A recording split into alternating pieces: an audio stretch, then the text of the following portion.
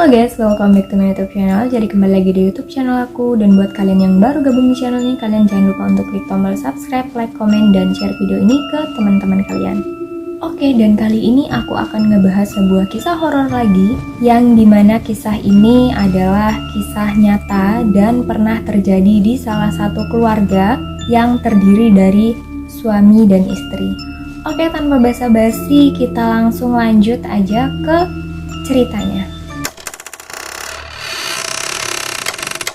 Jadi guys, di sini ada sepasang suami dan istri yang dimana suaminya ini bekerja sebagai supir agen pengiriman antar kota gitu. Jadinya si suaminya ini jarang sekali pulang ke rumah dan dia itu berhari-hari berada di luar rumah karena pekerjaan tersebut.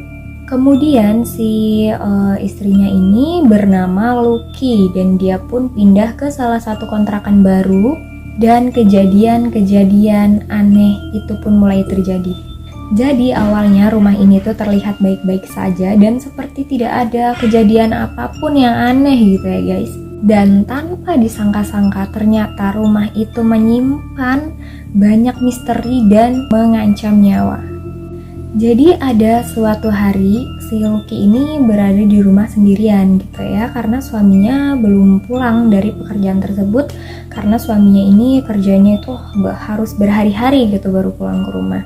Nah jadi pada malam itu si Lucky sendirian di rumah.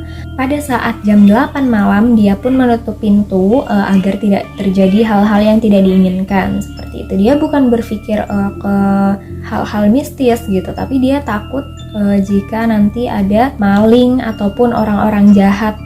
Nah jadinya dia menutup pintu pada saat jam 8 malam. Kemudian dia ke ruang tamu untuk menonton TV.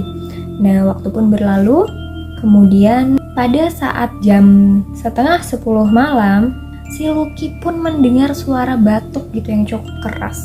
Dan spontan pun dia langsung kaget gitu ya, karena dia berada di rumah sendiri, suaminya belum pulang gitu ya. Kemudian dia pun meneriaki ke arah dari suara tersebut.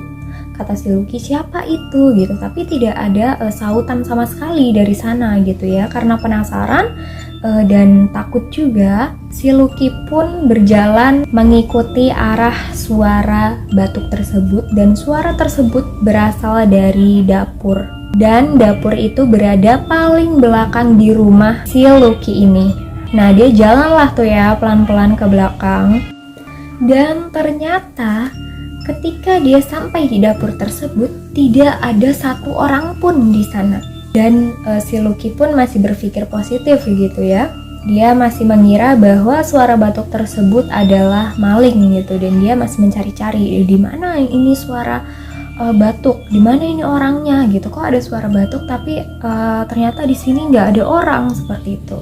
Kemudian dia berjalan lagi ke arah meja dan dia pun terkejut melihat sebuah sajen, dan dia masih mencoba untuk berpikir positif lagi.